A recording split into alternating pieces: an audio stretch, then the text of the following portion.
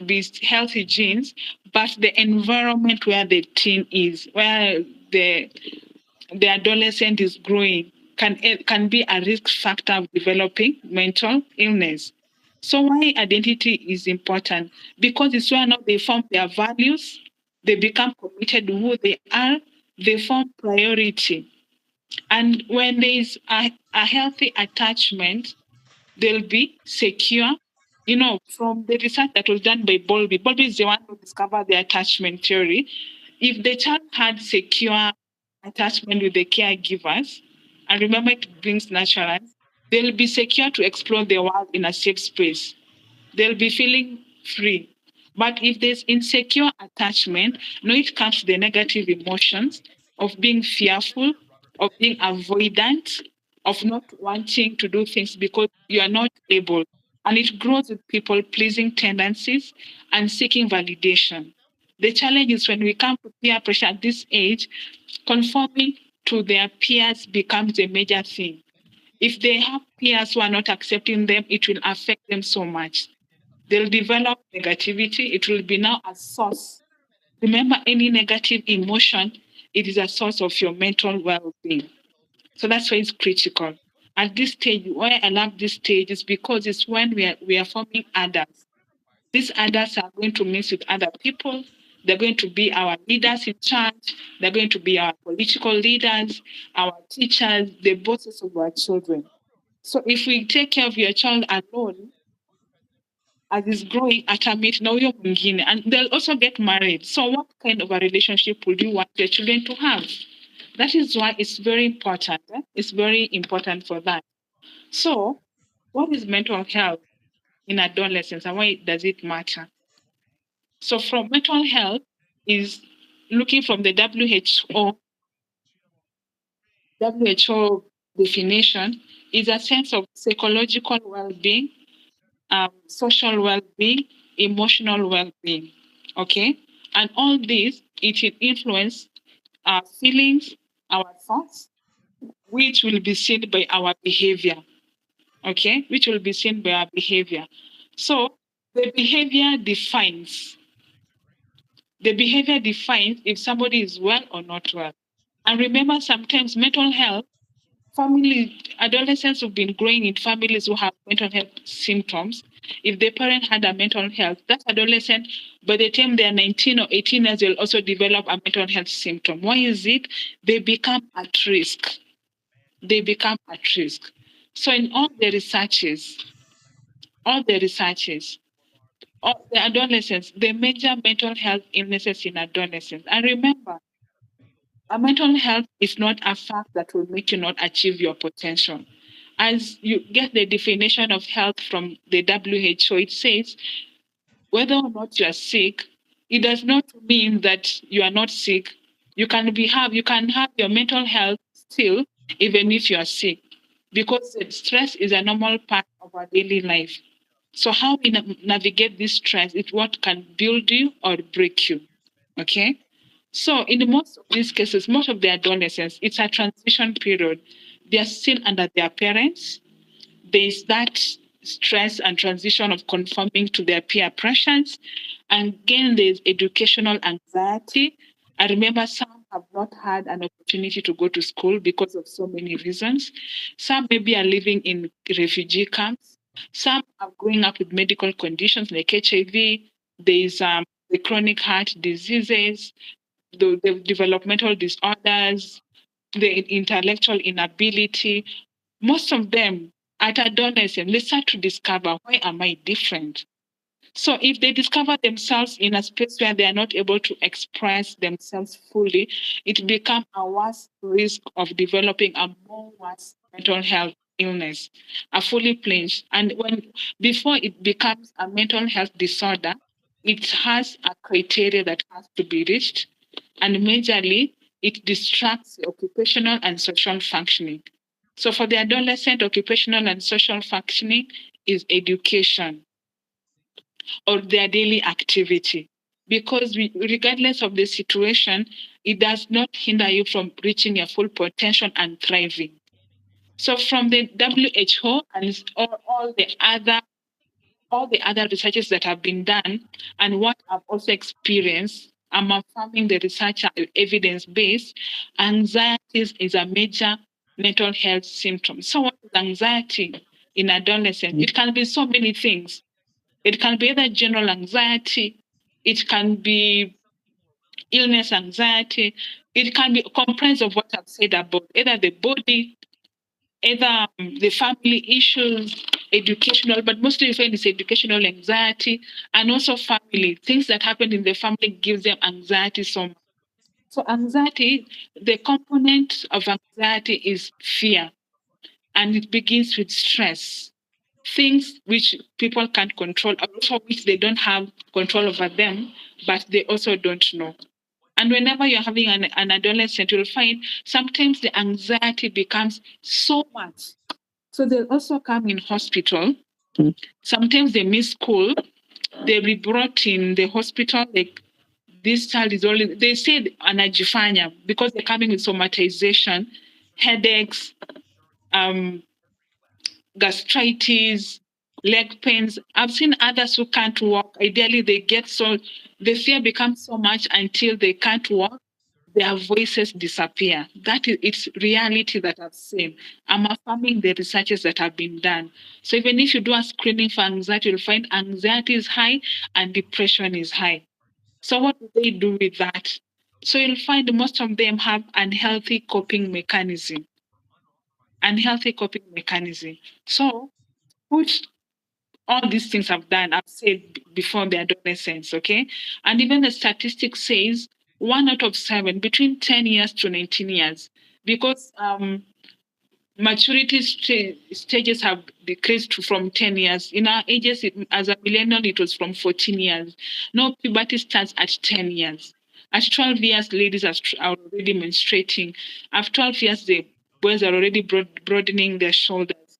So you'll find with anxiety and depression, if they're not having a better way of coping or somebody to understand this is what they are happening, they'll develop self-harm behavior. What do I mean by that? Self harm means others cut themselves to soothe their emotions. Remember, at this stage, the emotional brain is the one which is high. The emotions are high. That's why there's a moody reaction or moody presentation of an attitude, you know. So you'll find most of them engage in self harm. I also came to realize that some do tattoo, because the pain is too much in them. So they do tattoos so that they can have a self-soothing mechanism. So you'll find even in these cases, some they have, maybe I've seen some who have epilepsy. So epilepsy also starts between 14 years, 18. Some they get diabetes at this age, so many things because it's also biological. Remember the nurture and nature. So you'll find it adds to the anxiety, it adds to depression because they're not able to conform to their peers, having fun, dressing like their peers. Some of them have to carry medicine if it's HIV or any other medication. They have to spend so much time in the hospital. It ends up influencing their self conscious, how they view this self, how they become self aware of who they are, you know. So some go to substance abuse as a means of coping. And it's sad to say that when you get with these teens, when they are able to open up, they'll tell you yes. You see, they have said, from where, as a teen, what did you do? They'll also tell you, me, I've done bang because others steal from their caregivers, others take from maybe their parents, others try and take booze from, if they're having parties, they'll go take. Others go to bars, especially for for ladies, for ladies who are searching, feeling missing a father figure in their life. Whenever they get men, they feel that void. Then they'll be going for bars because that's where they'll get people who will not judge them. So even in peer influence, it's critical here, conformity, because if somebody grows, they are self-conscious. They are feeling like me, I'm not wanted. Me, I'm not needed. And I've also had testimonies, sometimes even in social media.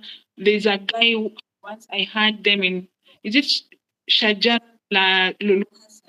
The guy, he was in class 7 then. Then he said he felt not loved by their parents. He felt that nobody loved him. So what did he do? He found a group. The Kerende was um, substance abusers, just the peers. They were also they were taking drugs, they were stealing from people. So that is a crowd that welcomed him. The same way with the ladies. Some ladies will find they get introduced in lesbianism at tender age. They'll always tell you in teen. Why? Because these people accepted them as they are. So they validated their experience and they gave them the love in quotes. So you find it becomes very easy for them to continue abusing substance. And by the time they realize there's already an addiction. And for anybody to sustain an addiction, leave alone this betting addiction. I'm now talking about substance abuse. I know right now there's gambling is going on. There's sex addiction. So it starts as an habit to self-soothe. So you'll find even teenagers who are sexually addicted. So it becomes today the substance. And for substance abuse, it's the dopamine, the feel good hormone. At this age, they want something that an instant satisfaction, gratification. They're not able to delay that gratification, because it's still a process when they are growing. So the eating disorder comes also, especially for girls, as a soothing mechanism. Have you ever had, so this one you can answer in the chat box, when you are feeling like some weird feeling, have you ever had like you just want to eat some food, you want to eat some junk food? I know I have that habit. Sometimes when I'm having some emotions I'm not able to identify or able to name, I'll find myself looking for junk food and I'll eat junk food. I'll eat fries, I'll take yogurt, I'll take chips, I'll take biscuits. Has anyone have that experience? Maybe you can chat in the box. Like you've ever had a place where you just feel like eating. You don't know what, but you just feel like eating. And not just eating anything, eating junk food. You can respond there. I should have done another mentee. So you've ever gotten yourself with that experience. So ideally, you'll find in eating disorders, for girls, you'll find they'll eat, unless if they develop bulimia or binge eating or anorexia. Either you eat too much, then you vomit, or you decide to starve yourself. Because remember the physical developmental pattern. Okay, the physical developmental pattern where somebody's feeling so big. It reminds me there's a time I was in high school, then this Mwalimu called me, you cannot no, come here.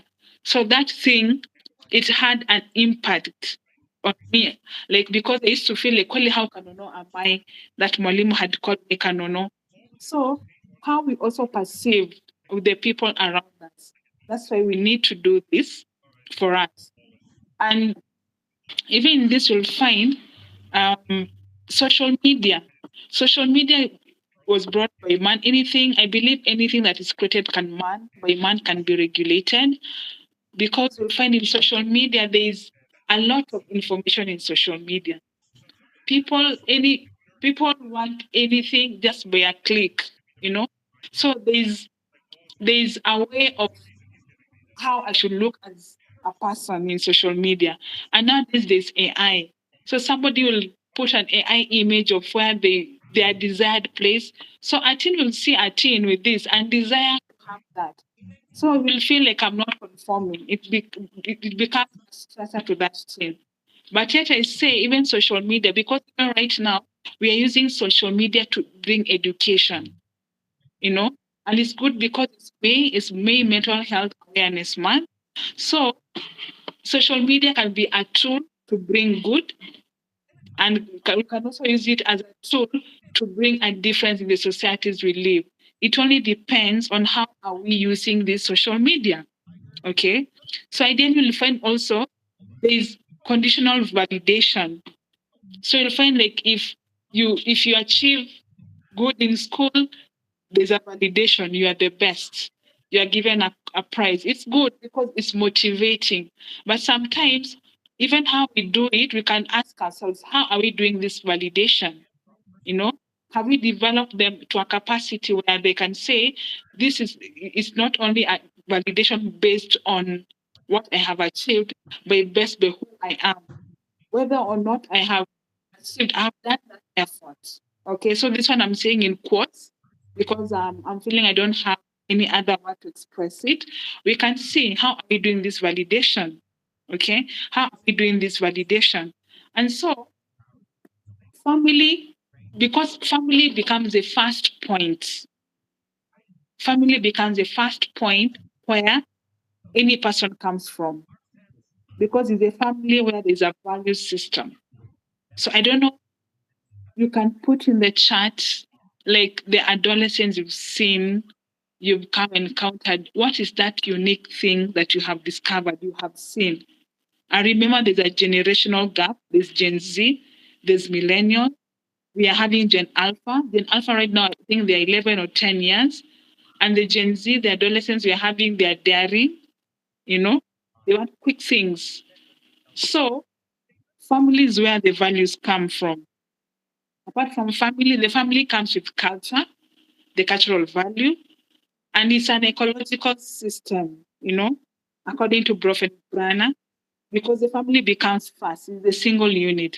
From the family, we go to schools, we go to churches, we go to the society, which we can go to the entire environment, which comes with culture, which comes with values, with the social expectation. So all this becomes the value system that that adolescent needs to navigate and identify where they stand in that value system. It forms a belief that they can set a limit, they can what does it mean to me? Remember, the morality is growing at this point because of the cognitive development, and also it influences the behavior. So all these play a role, all these factors, yeah, because it's a stage, a universal stage. So what are the signs? So I was still waiting for you in the chat. So if it's anything affecting mental health, remember I'm saying mental health is psychological well-being, social well-being, emotional well-being, cognitive well-being. And all these affect our thoughts, our feelings, and our behavior. And because we are humans, we are all developing in the four stages of physical, social, emotional, cognitive. It means the signs will be seen at those points. And the mental health symptoms, you'll find the part of feelings, feeling that overwhelming, somebody will not be able to identify this feeling. There's either too much happiness or no happiness, enjoying the things that they not enjoying the things that they did before, irritable, that moodiness, and also it manifests in low self-esteem and poor coping mechanism. And remember, feelings and thoughts is an embodied emotion. Okay, whatever you're feeling, it influences your thoughts. Whatever your thoughts are, it influences your feelings. So the thoughts come from the cognitive ability. So remember, the negative feelings comes with the negative thoughts. You start feeling, what is the reason for life? What am I studying for? How is my body? So others feeling worthless. Sometimes you'd ask someone, tell me about yourself, something good about who you are. They'll actually tell you nothing, like they don't see, their thought process has been already altered with the experiences they've had. And they all experience different things at different times, whichever the ecological system they are in. Okay? So all this, it influences the behavior. And remember, most of the teens, they prefer their own time. They don't like most of them. They don't to. It's like they deviate from what is expected to them from them, and they also challenge authority, especially depending on where they are, depending with the attachment style they have, or maybe parenting style they've been exposed to.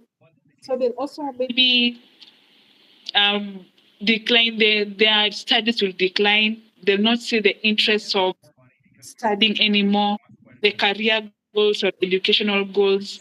So you'll find they'll be prone to where I am, there are no lights, but helping this identification.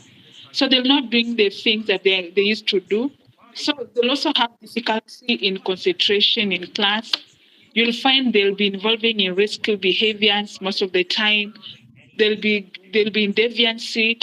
So um, you find most of the conduct disorders or the oppositional disorders, it becomes as a response because it gives them a soothing, It's like it's it's soothing their experiences. It's like it's making them feel good.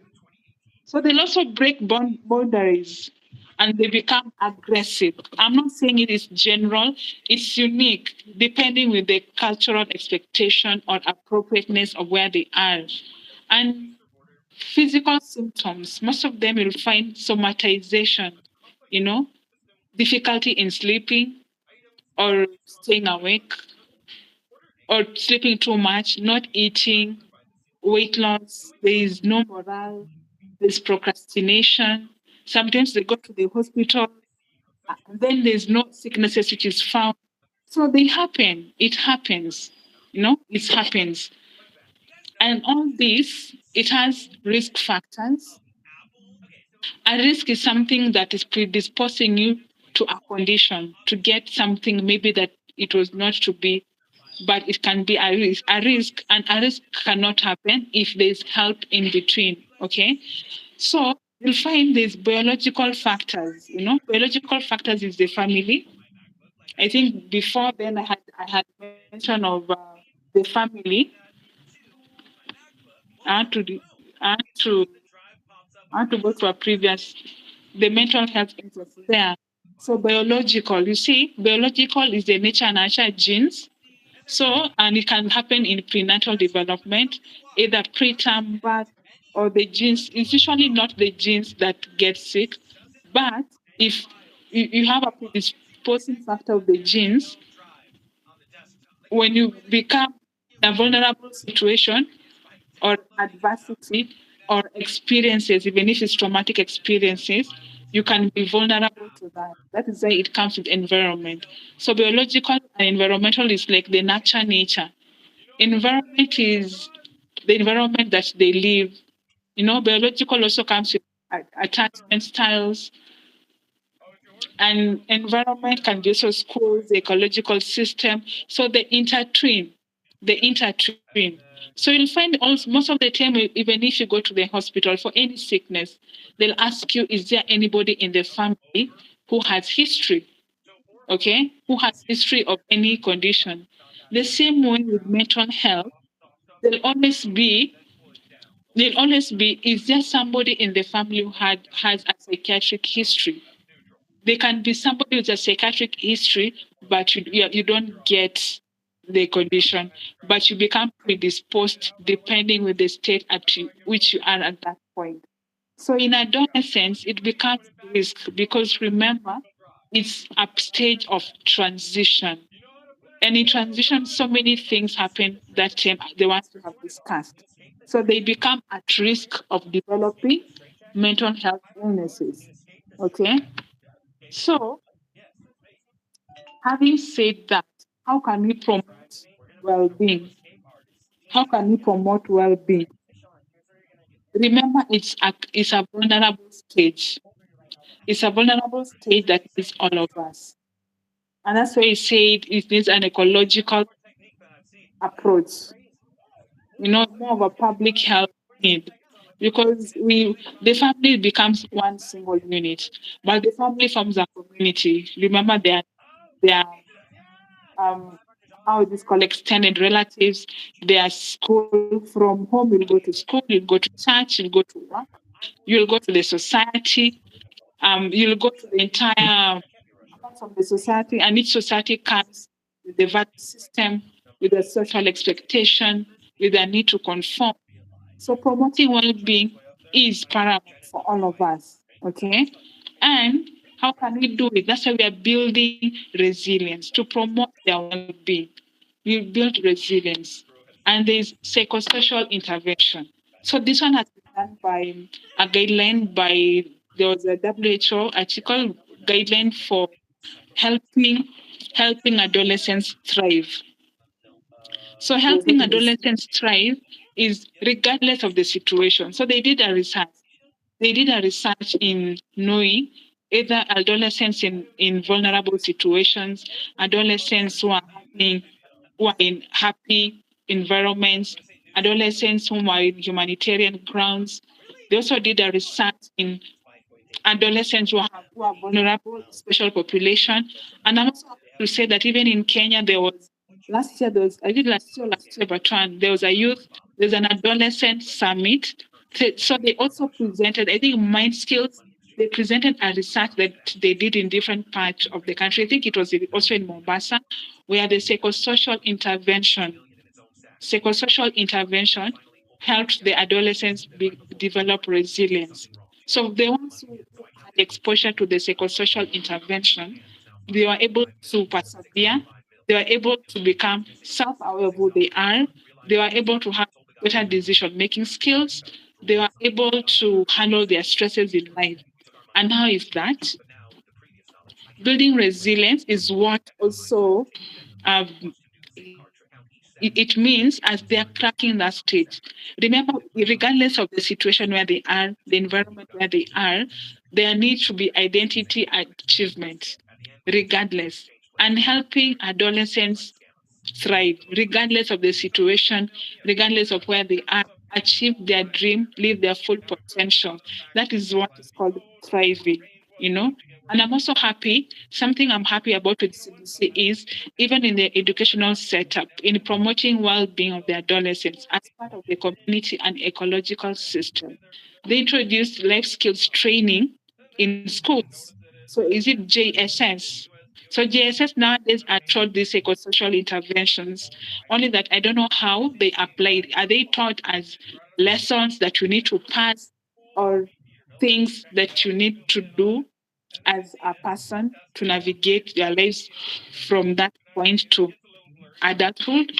Because the goal here is as you reach to adulthood, how well do you know yourself? How can you be able to navigate? Why? Because at this point they're becoming self-conscious. So what is psychosocial intervention? Their life skills, how to navigate the different challenges in life. Becoming self-conscious, meaning you're becoming more aware of who you are as a person. You're becoming more aware of your thoughts, of your feelings, of your behavior, and how they influence yourself, the decisions you're making, and the people who are around you. Majorly that. When you're able to do that, you're also able to make your own educational goals.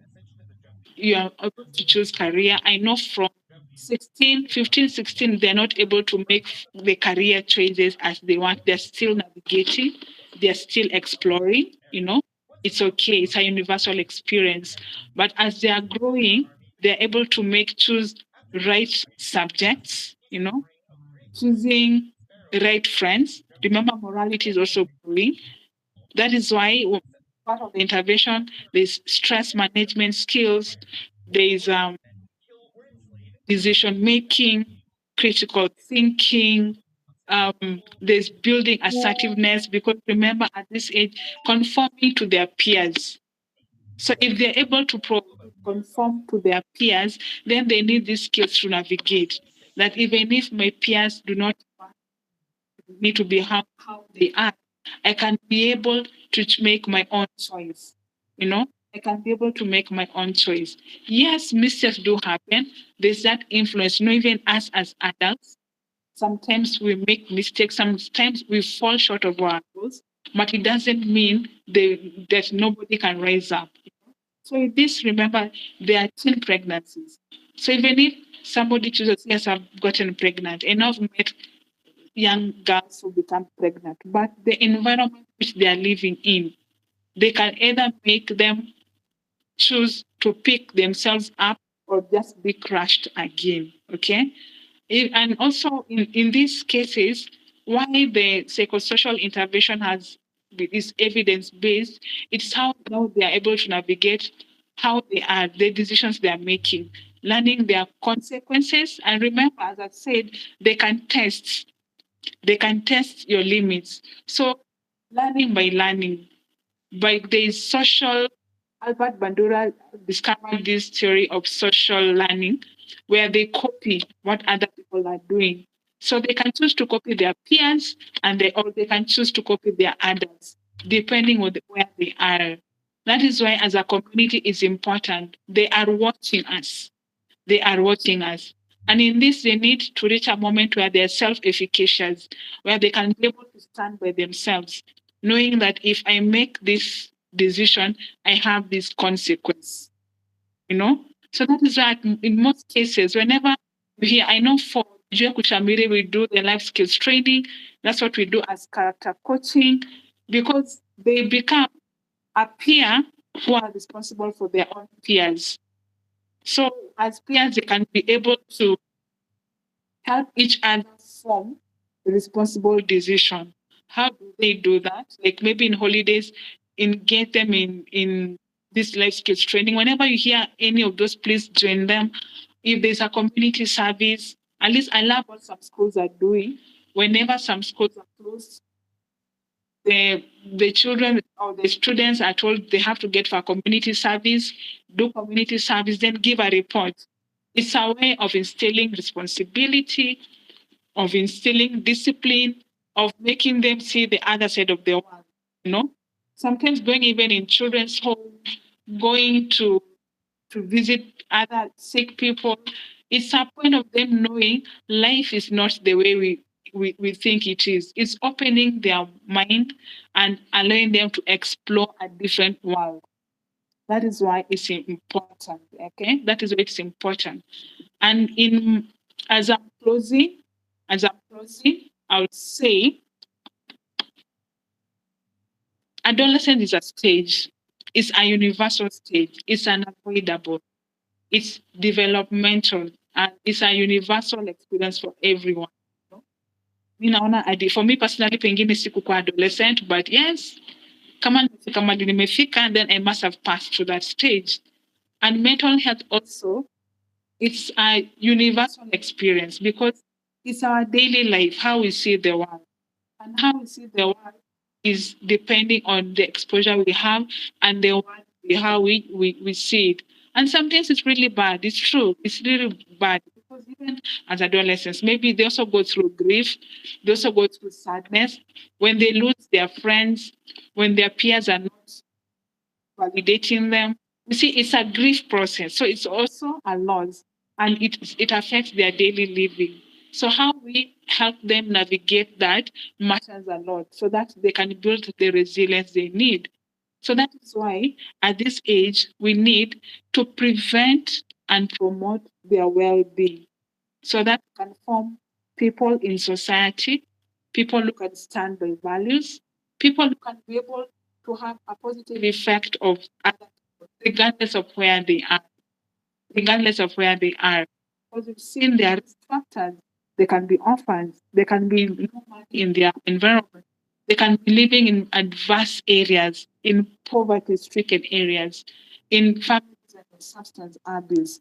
They can have maybe developmental issues, or also their parents are suffering from mental illnesses or other conditions. You see, they get affected by what they see around them. Okay, by what they see around them. So my final shot is mental health matters. In this May, mental health, we need each other. It's a multidisciplinary need and approach so that we can able to help the society. Because these adolescents, I usually say, these are the leaders we are forming. We may not be there to watch them, but these are the leaders that we are forming. The leaders who are going to change the world because they're going in different places. But once they discover their value of who they are, everything depends on how they develop their self awareness, their thoughts, their strengths, their weaknesses. And self awareness, it develops at every stage. Every exposure they get, they discover a part of themselves. So, in all that, they need and stable adults. And as Dijue Kushamiri, that's what we are. We've chosen to become those adults so that we can be a change in the society, especially to see these young people achieve their full potential, achieve their dreams. That's why ours is a mind gym. So thank you so very much. That is the end of my presentation. And for those who are not there, my name is Nora, founder of the Jue Kushamiri. We work with a team where we do all this education, empowerment, trainings, community outreaches, and youth focused programs and mentorship. So thank you so much. So I don't know if anybody has a question. I don't know if our host managed to join.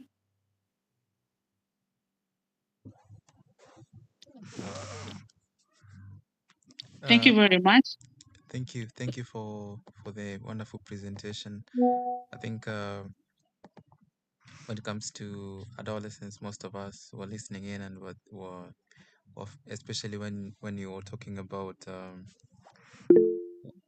we passed through these stages, and it was a very insightful presentation. I'll pass it along to Valentine so that she can take over. I think she joined, and also I dropped off a bit, but he can finish for us. It's 8:53. Valentine, the floor is yours. Thank you. Good evening. I'm Valentine. I think we can now be open to questions, and if you want to add something, you can please raise your hand. Then you add whatever you have to.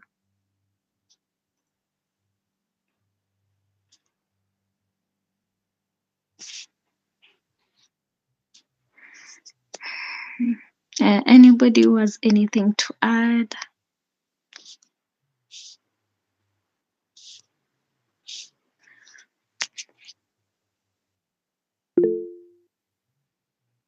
I can see Caleb's hand up. Yeah, go ahead.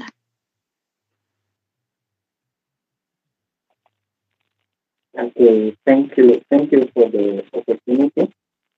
For me, in the beginning of the presentation, there is a point psychologist said that most of our adolescents sometimes they can go through stressful situations and it's very difficult for them to process and now it manifests physically.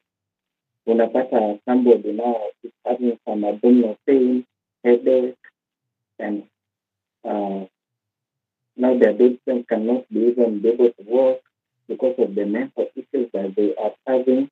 So that point echoed in my mind, and I remember one case in Turkey that an adolescent had undergone, I think, two surgeries because she was having abdominal pain, and then when we usually do investigations and they cannot be able to get anything through imaging and blood tests, they can do what we call exploration.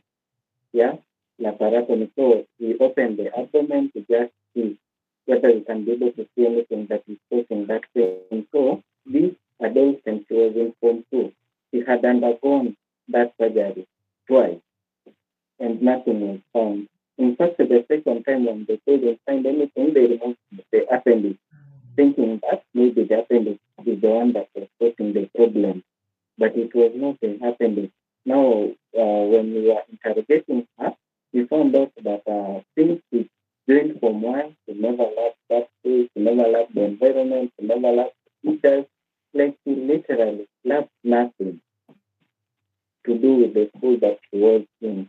So because she hated that school and the parents had forced her to be in that school, it was now manifesting through that abdominal pain.